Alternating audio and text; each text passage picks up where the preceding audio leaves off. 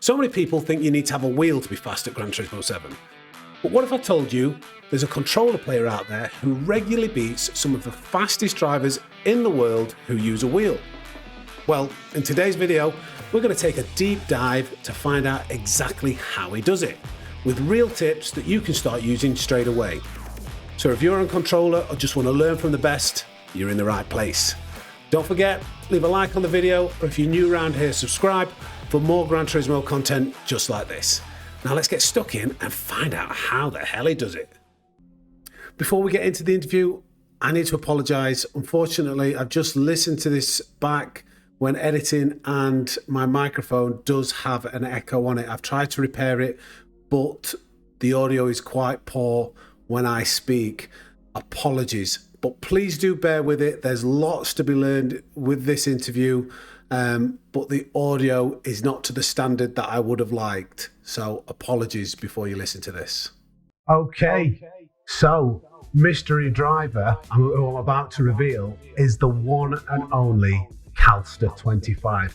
You may have seen him if you pay attention to the leaderboards and see who's normally in the top 50 times, or even if you watch streamers who compete in the top split lobbies, you'll notice usually Calster is one of the top split drivers who starts from the back of the grid in a non-meta car and tries to embarrass everybody by working his way through the field and beating them in a car that's not even the fastest. He's on a controller. His most notable, I would say, recent achievements would be finishing first place in 2024 in the Nations Cup in the UK. So first of all, I want to say a massive thank you to Calster for joining me today. Thank you for spending some of your valuable time to educate the masses. You already know that what I'm going to do. I'm going to quiz you with some questions, and hopefully we're going to learn some secrets from who I consider to be the fastest controller player in the game. How does that sound, Calster? That's a huge compliment. Thank you. And yeah, I'm down to go straight into it. Okay. Well, I'm sure everybody's on the edge of the seat. So the first thing I want to get into, if I may, is your setup. So, let's start with your controller. In terms of the controller that you use, is it just a standard PlayStation 5 controller? Do you have any attachments, or is it just completely bog standard? What do you use for a controller? Yeah, bog standard. But when that comes with the PS5 and that, nothing changed on it. I've just kept it normal. Okay, so there's no secrets in getting a specific racing controller there. No analog stick extenders or trigger extenders. You just go straight out of the box. Yeah, straight out of the box for me. Right. Okay. Cool. Fair enough. And in terms of driving assist, traction control, ABS, weak or default, do you have a preference? Counter steer assist, any of those? Do you just drive without driving aids? I mean, basically, for all this time, I've only used default ABS. The only time I use TCS is like when it's heavy rain and I'm on slick tyres. Okay. I will occasionally put TCS on just to not acapella spin out if I can help it. Sure. So basically, if it's standard conditions, no driving aids, but if you do use a driving aid, it would be traction control, and that would only be in low grip situations like rain. Say for instance, if you're using a Group 4 car, which is not very overpowered, you wouldn't use it. But say like a Red Bull X1, do you still have traction control off in dry conditions for those types of cars? Yes, I personally do, yeah. Right, okay, there you go. Would you say, one of the things that I say a controller player has is an element of, it's easier to catch a slide when the back end starts going. So would you say that's probably why you don't have traction control on in dry conditions? I mean, I don't know what it feels like on the wheel, but yeah, at least for me, because of the way the throttle works, at least at the moment, like if you put the throttle fully down, it doesn't immediately go to 100%. It progresses up to 100%. So I see, yes, because on pedals the throttle application can be immediate, but on a controller, that it feeds it in gradually. Yeah, that's a good point. That. Yes. Okay. You'll notice that mostly on grid starts and when we're taking a penalty. Like, you can tell if you're on a wheel because after taking penalty, it's straight up to 100%, but after we take a penalty, it slowly goes to 100%, so we actually lose time. So we have to pause to get up to 100%. Yeah, in fact, I think I've seen somebody on YouTube, I think his name's Jimster, he was a tip that on a rolling start, it's quicker to press start as you go, so then the throttle's immediately 100% rather than the gradual. Yeah, right. He did say that. He did say that, yeah. Okay, and you do the same, do you? Yes, you have to. Okay, there you go. Well, that's one thing that I kind of learned. I wasn't sure whether that was true. And then finally for the setup, so the in-game settings, in terms of sensitivity, you can change that on a scale of 1 to 10. What do you use, and do you ever change that dependent on the car? Is it one setting and it remains the same throughout? I have always used the proper sensitivity. I've always kept on 10. The upper, for torque and the whatever the other setting is, I put it on 10, but honestly, I've never felt a difference between those. Okay. The only one that matters is the one that steers, the actual sensitivity. I've always had that on 10. So in terms of the steering sensitivity, it's always on 10. Have you tried lower settings? Is it just because you feel on a controller it smoothens the application, so you just need to be able to turn as quickly as possible because the controller will smooth it out? Pretty much, yeah. Right. Especially the last year or so, because in an update they brought out, it kind of smoothened the steering a bit, probably to help the controller users that had time layer issues. That's probably why they smoothened the full locking a bit. Right. So when was that? When did you say they changed that? I think it was just over a year ago now. It's around a year ago. I don't remember exactly. Right, okay. Okay, so that covers the controller setup. What about your actual setup in regards to PlayStation and monitor? So what's your setup look like in terms of, is it a TV? Is it a gaming monitor? Do you have your PlayStation on Bluetooth, or is it a lead that's directly plugged into your PlayStation? And is there any particular things that you would advise in your setup on controller for that kind of thing? So I play on the TV. I believe it's 40-inch Samsung TV, and it's just a red. I plugged the PlayStation in. I plug it in basically. It's not Bluetooth. Okay, so you've got your PlayStation controller plugged directly into your. No. It's not plugged. It's only plugged in when you need to charge it. Right. Okay. So, because sometimes people say, a little bit of less input lag, but you don't even do that. No, I've never heard that, to be honest. Yeah, well, I know it's more on the Call of Duty side of things I've seen before in the past. Yeah, maybe. But and then your TV is just a standard. It's not a gaming monitor, but I presume you make sure to put it in game mode. I think it's stock, to be honest. I don't think I'm bothered with that stuff.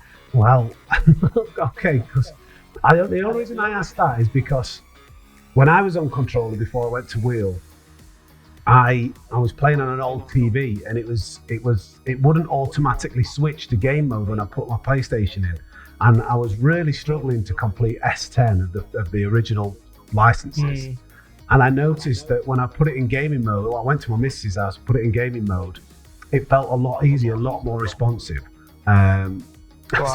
Absolutely, I'm staggered, to be honest. That you've not even double checked those things. Could you imagine if you're not even on game mode and you're losing tenths? I doubt that that's the case with the level that you're at. But no, it looks fine to me. So. Okay. So then, do you change any in-game settings on your PlayStation So, for instance, in Gran Turismo 7, I know you can have 60 frames or 120. You can prioritize the frame. You can also put your PlayStation in performance mode. Have you even, from the sounds of it, you're a default kind of guy, but I'll ask anyway, have you tweaked any of those settings? Do you have a preference? Honestly, this will probably have to be cut. I honestly need to check, so I don't know. I'm pretty sure I have changed it though, but I don't remember. So maybe just go on the game and look quickly. So either way, it's not something that you're paying close attention to. You haven't ever thought, I'm not fast enough. I need to start looking at the settings to improve. No. Right, okay. And then finally, in terms of your setup, if you were to change anything in what you've got, would you change anything? Is there anything that you'd like to get? Because from a wheels point of view, there's loads of different wheels and pedals and everything else. But are you just happy with what you've got? Would you like a different size TV, for instance, a bigger TV? No, I like my setup. I mean, I've had this set for the last 2.5 years, I think now, and I've had no complaints pretty much. I'm happy with how it is. I will probably eventually in the future, probably quite a few years when I have more space, considerably, but we are well away from that. Right, okay. So you are interested in you've not tried a wheel before, but you are interested perhaps in the future. Well, I mean, when Gran Turismo 5 or something, I was about 11 years old. I tried a wheel and I couldn't use it, so I sold it and I didn't control it. How old are you now, Cal? So I didn't ask actually. So that too. I am 23 years old. 23. So he's a young man. Still, in my books anyway. I'm 37. So you've been so is that when you've been playing it from 11 years old to? No, not the whole. I mean, I played Gran Turismo 5. I played that for quite a good few years because it's my favourite game. But I missed out GT6, so I thought it was going to come out on PS4. So I didn't get that. And then I got GT Sport when that came out on Christmas. Well, it didn't come out on Christmas, but it came out like September, October. I got it Christmas last year, and then I got GT7. I played pretty much throughout GT Sport except 2 years a bit when I took a break from it. Right. Okay. So how many collective years have you had playing Gran Turismo 7, and what stretch have you had in your most? Is it most recently? I know you'd say you took a break, but collectively, how long have you been playing it, and how long have you been playing it consistently in recent history? GT7, I would say I've played. It came out 22, didn't it? I've played probably 2.5 years, I'd say. Okay, so from pretty much when that game came out, or just after? Yep. I got it on release. I have taken a few breaks in between, but yeah, I do tend to take some breaks every now and then. Okay, understood. I should have thought of that. Wasn't on the list of questions, to be honest, but that probably is an important question.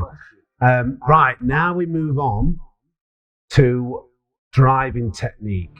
So in your opinion, what would you say is the biggest differences in technique between a pad and a wheel user? I don't really know. I would say you definitely notice the differences in tyre races for sure, because from at least most control users, because you don't have much range of a turning. Yeah. You can't really how do I describe it? You can't really modulate your turning. You can't really control it to how you want to. If you get me.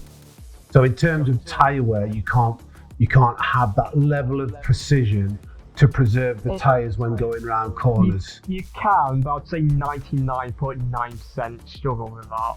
Right. Okay. Well, there is a question later down the list that is going to ask you more about that. So we'll save that for now, going into detail there. And then when it comes to managing your throttle and braking inputs, I think the biggest thing that a lot of controller players struggle with and claim that it's the hardest thing, and I would probably agree, is the precision of Yeah, trail braking and throttle. What's your approach? Is there anything in particular that you've tried to do to master that skill?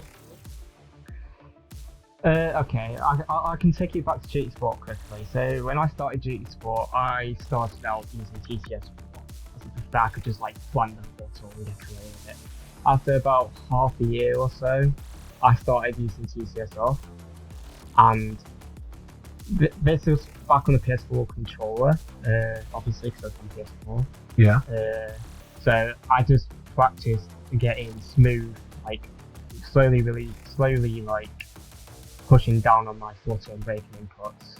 Okay, so actually turning traction control off, and then through learning from not having those training wheels around you to save you, that allowed you to then train your throttle inputs so you weren't too aggressive.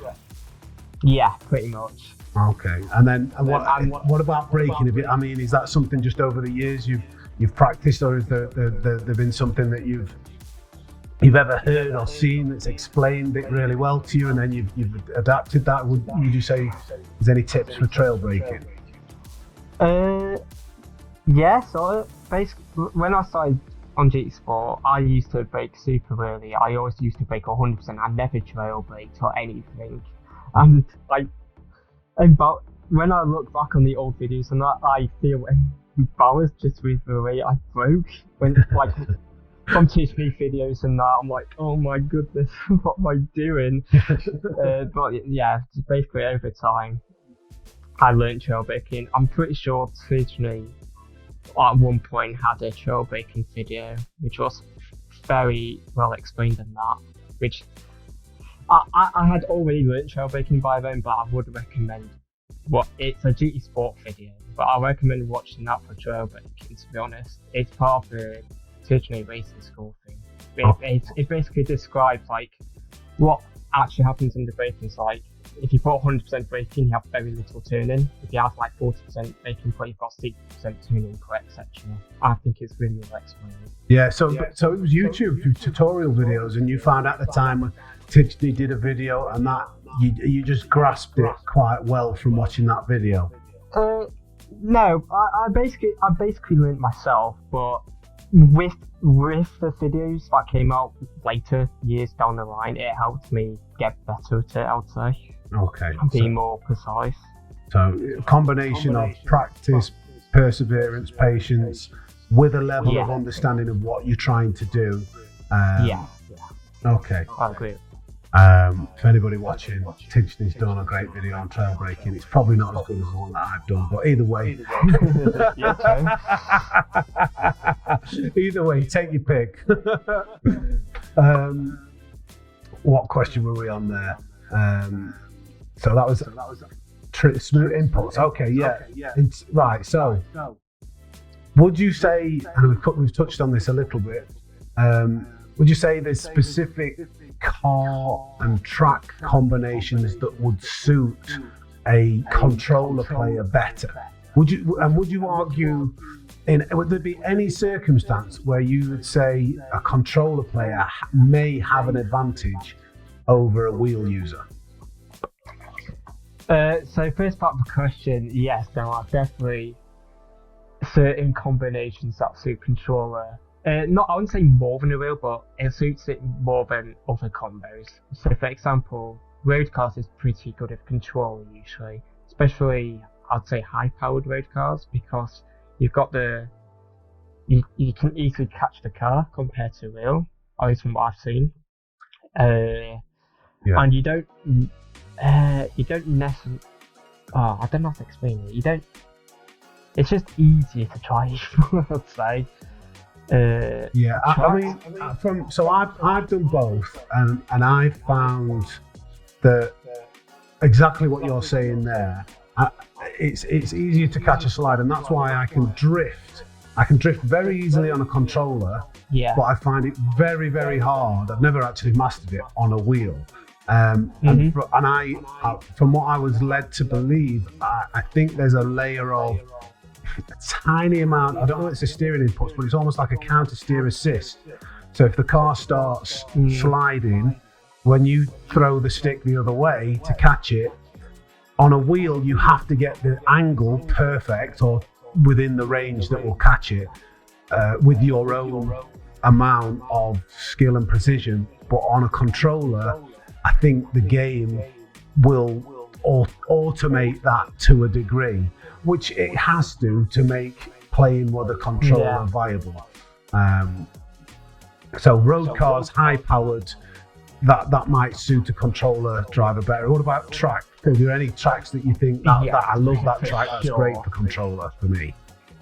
Yes, for sure. Well, I wouldn't say suits you better, but more you're at a disadvantage. So, like for example, the Nord Drive, you are at a disadvantage on that track automatically because for some reason I don't really know why, to be honest. Maybe, well, I'll try to explain it, but like I said on Nord Drive, because there's so many bumps on that track, if you hit a bump, sometimes your car's like a little bit on the air and it just stops turning. It just goes straight. Yeah. If you get me. And you don't get the feel for that in a controller that you would with a wheel. You know when you've gone over that bump because you feel the rumble. So yeah. Yeah. So basically, at least from my memory, when I was doing races at North Drive, every time I went to the second half of the track, especially the carousel, if basically have to perfect it. If you go very slightly too far on the inside, it basically bumps you off the carousel and you're like 10 miles an hour slower on that corner alone. Okay, so it's painful. That is probably the worst track then, the Northside, because of the bumps and the way the car reacts. That if it maybe the suspension goes right, comes off the ground, that you lose the steering inputs. Yes, basically. Which I think it's because for most controller users, it's hard to be precise. So it wants you to like stop you turning if you hit a bump, because when you usually hit a bump, you're usually like outside the track limits or something to do that in that area, so it just stops you turning. Yeah, I see that makes sense. Might be my logic behind it. I wouldn't say that you can't compete at North Shop. I would just say it's harder to compete there. Because you have to be on it basically. Sure, I'm sure you've held more than held your own around the North Life, but it's harder than some other tracks. Which actually makes sense to me, because I remember I did a speed run of the licenses. I'd done that before on the wheel, and then I thought, well, let me have a go on the controller. It's been a while, and there was one test that I found a lot harder than the rest. It seemed some actually felt a little easier on the controller to me, and they were the road cars. But then when it came to one test, I can't remember exactly what it was. It was in a GR1 car around Nordschleife. Oh yeah, it was in the Porsche 962, I think. Yeah, and I was like, why is this so difficult? Everything else seemed okay, but then on the controller, I was stuck on that for like 20 minutes, 15 minutes or something. But okay, that all makes sense to me. Wait, one more thing quickly to add on that. Basically with the car situation, did you ask about the car, or was it just a track? No, the car, all the car and track combinations. So the cars that does not suit pad is high downforce, because we are limited to steering, and you need as much steering as you can get in a high downforce car. You lose. So, like for example, the current, when this is released, it's the Spa Hyundai combination in that Hyundai concept thing. But the pad cannot compete there. It will be probably over a second lap slower on that combo alone, just because you don't have enough turning to carry the speed in that car. Okay, that makes sense to me. And also in the faster cars, I suppose, like through some of the chicanes in the S's, going from left to right on a controller, maybe? Especially that, because say I'm turning fully left for the let's say Dragon Trail seaside chicane. I go fully left to do the first part. When I turn fully to the right, it takes time for the steering to go fully right. Probably about, I want to say half a second, something like that, from memory. It takes time to fully turn to the right. So it takes time to like because the controller makes it smoother with the turning from going from left to right. It's not like you can quickly throw it around. You have to. It's the game, and that's why you have it on the sensitivity 10 as opposed to counter that in those as much as you can. Yeah, you need it on time if you can. Yeah. Okay. And then finally, with your driving technique, and this is a question I've been looking forward to hearing more about, because I know I struggle with this a little bit on a wheel even, but you have to do this on the controller to the best of your ability. How would you say, what's your approach to managing tyre wear on a controller, as that is probably one of the most difficult things to when you're up against a wheel? What do you do? What's your approach when you're trying to manage your tyre wear? Okay, well, basically, I hold my controller quite well. I don't hold it really, but I hold it. I like grip it weirdly, where I use my left analog stick to steer. In case you didn't know, I always hold it up to keep it as straight as possible, and then I can dictate how much I want to turn in by holding it up and moving it to the left or right, because some of that force is going up, so you can control it easier to the left and right. Yeah, so that may not be a controller setup, but that's a controller that makes a lot of sense to me. Yeah. So as you're, instead of having the left analog stick which you steer with in the center, you have that pointed up. So as you're turning left and so it's in the top, and then as you're turning left to right, that graduates because you've got to go around the circular to the circumference of the analog stick, and that helps to smoothen out your inputs. Is that correct? Yes, basically. Yeah, because I was watching.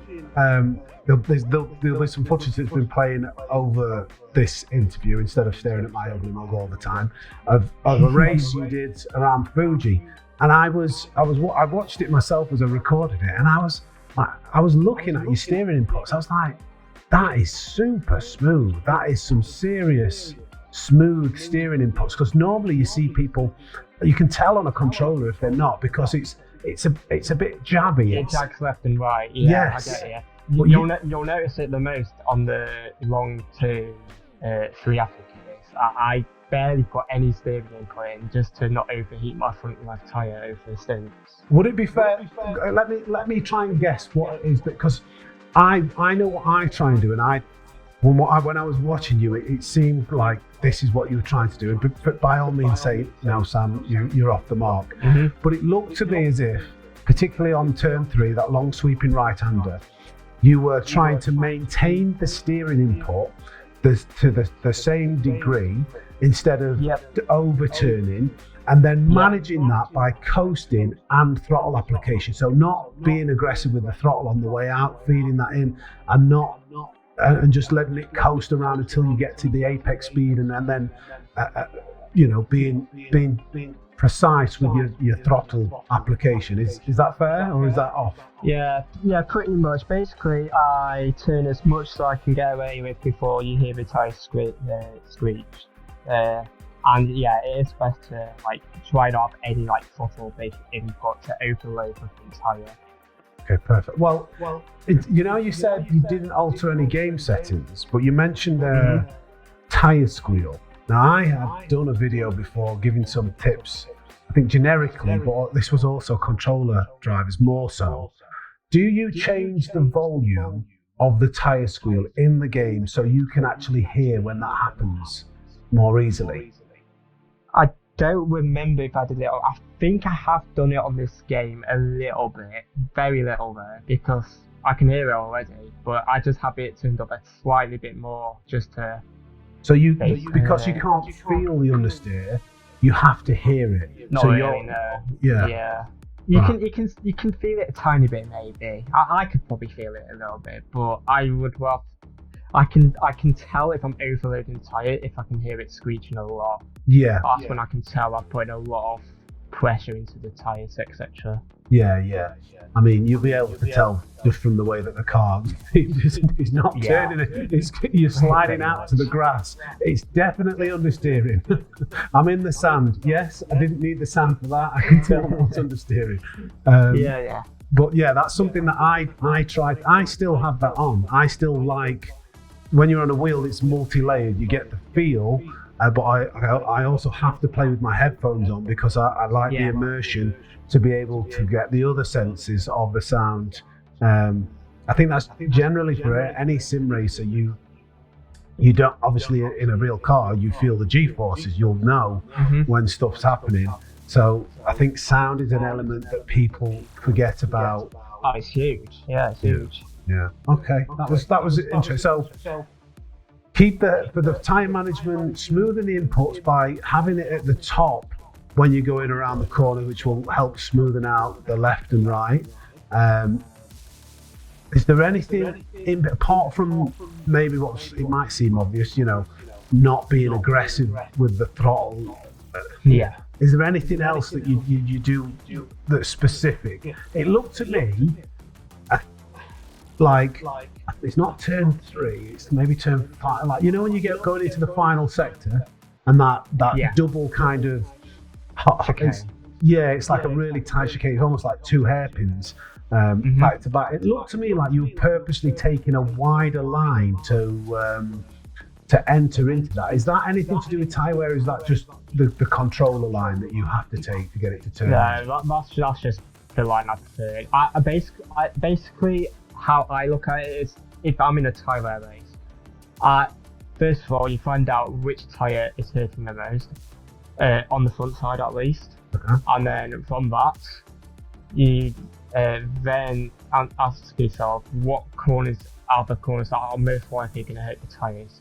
So those corners tend to be long, fast corners. So yeah, for Fuji, for example, turn 3 is by far the biggest tyre killer. So I know as long as I save my tyres in that corner, I'm happy to push anywhere else on the lap, and I should be okay. Okay, so Fuji, that'll be turn 3 and maybe the last corner, not as much. A little bit last corner. So those are the corners. So for tyre wear, you think where are these tyres going to get the most hammer, and then try and reduce the amount of stress that they're going through for those corners in particular. Yeah, I'll also add one more thing. So beginner GT7, I wasn't good at tyre saving, so I'd say the best way to learn it is, I remember when Damien used to be on controller, he used to have a lobby at Spa. It was, which I joined, so I used a BMW M6 at Spa. I think it was on soft tyres. I don't know the tyre wear these days because the tyre model's changed, so probably times 4, times 5 tyre wear will do. Just do like 6 laps. And then you can practice on like 2 on the fast corners, just practice the steering input. Because that's how I got much better on tyre saving. Because I remember a race, I think it was in 23 or 24, early 24, we had at Grand Valley Group 3. And I think it was the Master edition, that was the meta. So I don't know if you remember Matthew, the British Matthew. I don't think so. I don't know that. Name doesn't sound familiar to me, but I've not been on the game that long. He don't play as much anymore. But basically, there was Matthew. I think he was in Prima. He's in PQS now, I think. Basically, I always noticed he had better tyre than me. So that was my encouragement to say that I need to do that better. So I'll practice my tyre saving in the lobby. Okay, so actually a little bit of that's a question later down the line actually. So I won't dig too much into that, but for tyre wear, one of the things you found was maybe a particular race with particular settings that test your tyre management skills and practice that. Yeah, to improve. Cool. That's insightful. Which actually leads me nicely onto the next questions. So improvement and practice. How do you practice? Is it more time trials? Is it the daily races? Or, like you've just mentioned for the tyre wear at least, or in the past, is it custom lobbies? What's your approach to that? What's your preferred form of practice? I think the best way to look at it is say a GTWS race is on. That's probably when I practice the most. So for GTWS, I tend to not practice much, to be honest. But sometimes, like this year, official season, sometimes I had to practice a bit longer than I usually did. I wasn't comfortable with the combination. Yeah. So what I usually do first is I usually time trial first until I set a lap I'm happy with. It doesn't have to be the best lap in the world, but like just a lap where you have an idea of what you're doing in each corner. Yeah. Learn the track first through time trial and get a feel 100%. For your braking markers, your apex speeds, your whatever gear to be in. Ah, okay. Yeah. Most of the time that's enough, to be honest, depending on the race section. For most combos, I'll say that's what I only do these days. Yeah, time trial first and foremost then. Yeah, but let's say there is a tyre race. So like, let's say the Catalunya we had an official this year. I had to practice the tyre management because with a way at Catalunya, the tyres overheat really easily because of so many long pass corners. So I would then set up a lobby by myself. I would rather have as least people in as possible, so I only limited to 2. I just copied the race settings and just I do a race distance and try do smooth steering and that. I might sometimes I might do 2, maybe compare the differences between the stints. Yeah, but if there's an option of different strategies, perhaps test which was quicker. Exactly. Right. If there's only one shot, I usually do one race one, just to get a feel for what I'm doing in the race with tyre, etc. Yeah. And that can make the difference, guy. If you got your first round, your second round, your third round for the top split or the A+ drivers, should I say? You always do better in your second and third split, but so does everybody else. And if you've done one practice round, it should help a little bit at least. I think that's fair. Yeah. I usually get up to speed very quickly, to be honest, but it can help, sure. Yeah. Yeah. Okay. And then when it comes to kind of, you're trying to find those extra tiny bits, those few, like half a tenth. What's your method of reviewing your performance? I know some of the top guys like to use deltas these days, telemetry, should I say? Or are you just an old school kind of, I'll figure it out myself on my own delta that shows in the game? Yeah, I'm old school. Yeah, okay. I thought, to be fair, when you're not on a wheel and you're not got a gaming PC, it's hard to do anything more than that. Yeah, it's true, but you can always analyse others' replays and that. I just never felt the need to be honest. The only time I may ever do it is to find the shift point of a car. That's basically the only time I'll watch other people. Right, so that was my very next question, actually. So you don't watch replays of the top guys. You like to just find your own. Do you think that's partly because most of the top times will probably be on wheel and it might be a different technique? Yeah, correct. There's no point because it's different driving technique. Yeah. Okay. They tend to be more. You tend to see them being more aggressive because they can easily go to 100% and 100% foot on that, where you can't. So there's no point comparing. So any controller drivers that want to be fast, what they need to do, they need to find your time trial time and go, well, at least this is done on controller. This is what I should be watching. But unfortunately, because you're the fastest controller driver, you don't get that aid, that help from anyone else because you're setting the standard, mate. Well, yeah, I mean, I would have never. I've always been a perfectionist. I've always wanted to do it myself. I've never really wanted any outside help. Yeah. I would have always wanted to do it myself. But yeah, even if you're struggling, you can look at a real lap and look for breaking points and that. But me personally, I'd rather do it myself. Yeah, I think, and also the longer you've played the game, the more times it's not going to come up with a new combination. You've probably been there. And you kind of know the track. I think actually I surprised myself. I watched a video of an old stream from 6-7 months ago the other day, and I could see an improvement. I kind of thought that I was about the same standard, but I've realised that as I've just had a little bit longer, there's little things that I'm doing better now that I wasn't even noticing 6 months ago. So I get up to pace quicker because of these. There might be one corner at Spa where it took you an hour to figure out that there's a bit of camber there and I should be braking this and aiming in there. So the next time you come to it, those 2/10 or 10th and a half that you were losing, you've got it straight away because you can remember. Experience definitely helps, 100%. Yeah, for sure. Okay. Then we'll get into the back end of things now. This is more mental, your mental approach, and you've alluded to it a little bit there. You're a perfectionist. Would you say the controller players? I feel like sometimes there's a kind of an acceptance from controller players that they already talk themselves out of being able to be as quick as wheel drivers. Would you say that that controller players underestimate themselves and that holds them back? I'd say so. I've always asked myself, can a controller realistically qualify for a GTWS event? And I think for sure you can. If you spend enough time to perfect stuff and maybe get a little bit lucky with what manufacturing things, for example, I think it is possible.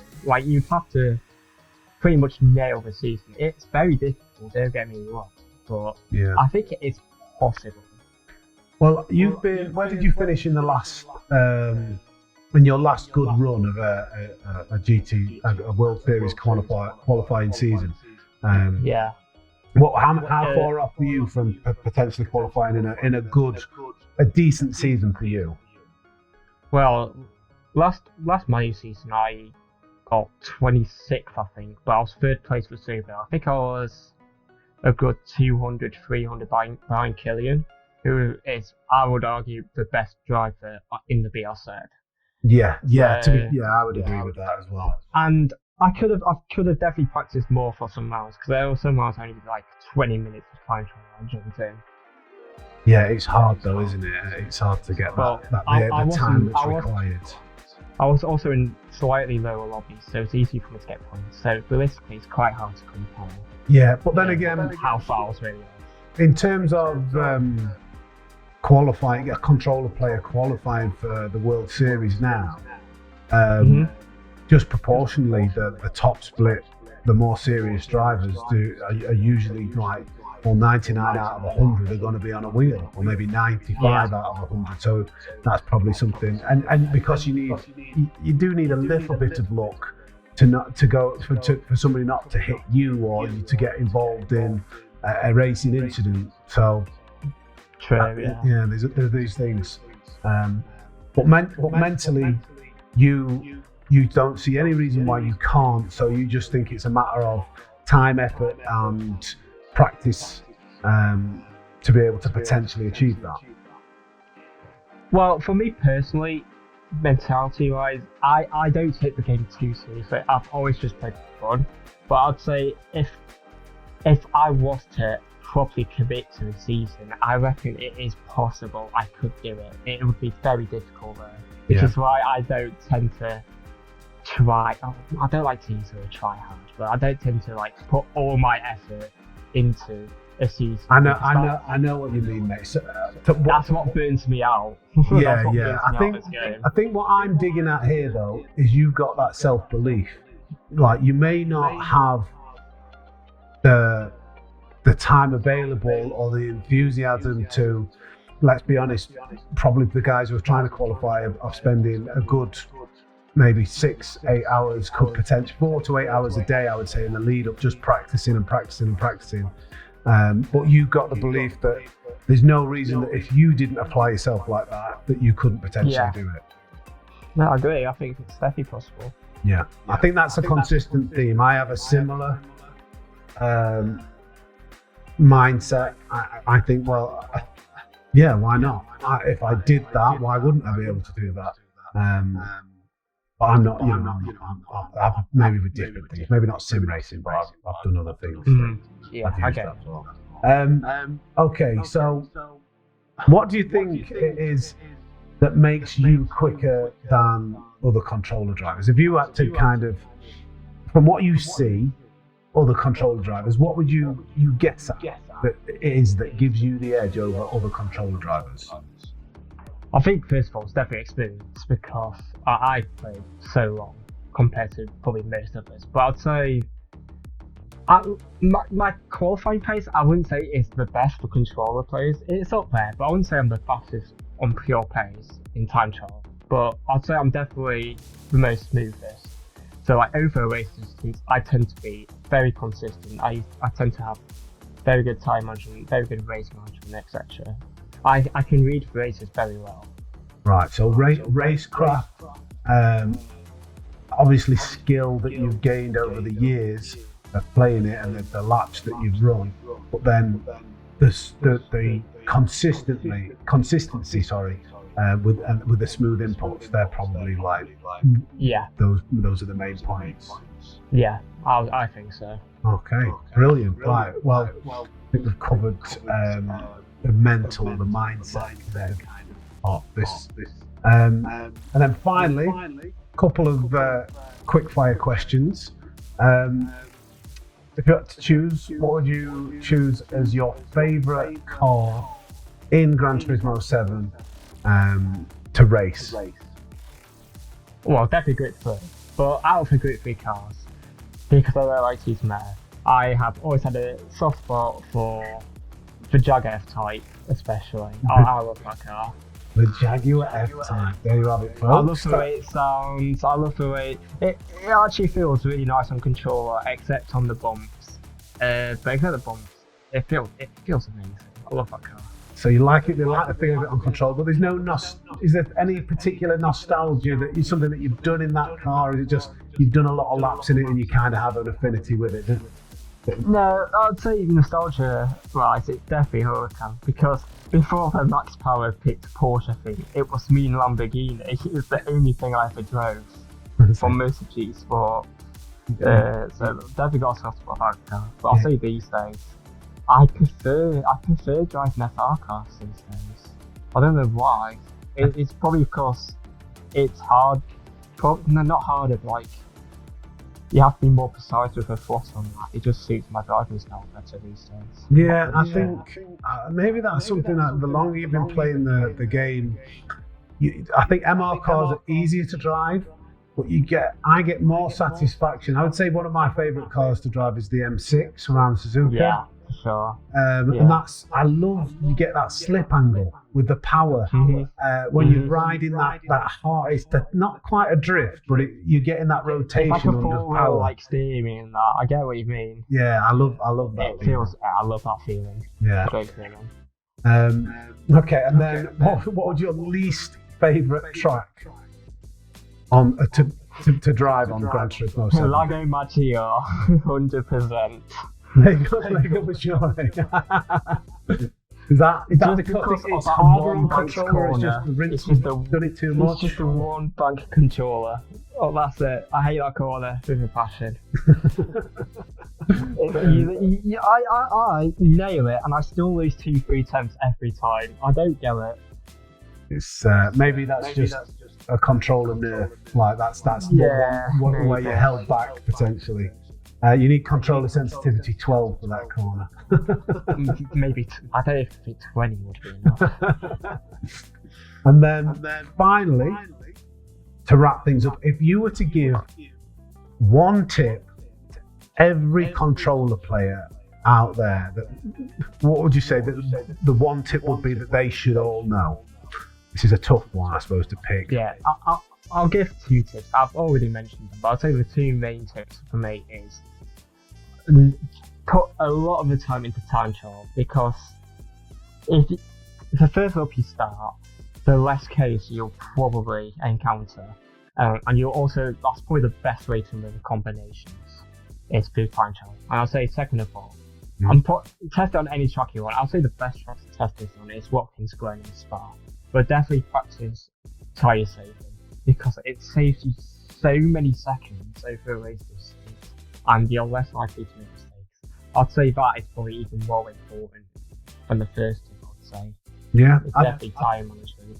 I think they're really good tips because one, you'll get the pace of the track, you'll learn how fast you can go, and by doing that you'll learn the braking zones, the turning markers, so you should get the consistency. But then if you combine that with perfecting or improving your tyre wear, then again that they layer on each other. You smoother inputs. I would say smooth is fast and fast is smooth. So Yeah. if you do those two things well together, that should be a great combination to get you further up the grid and qualifying, but then be able to have better pace during the race and consistency and get good results. So yeah, you broke the rules though, Cal. So I said one tip, but I'll let you Yeah, off. I know. Well, Calster, that brings us to the end of these hard-pressed questions. I want to thank you very much for taking the time to do this. I nearly forgot here, Calster, I did say before we started this video.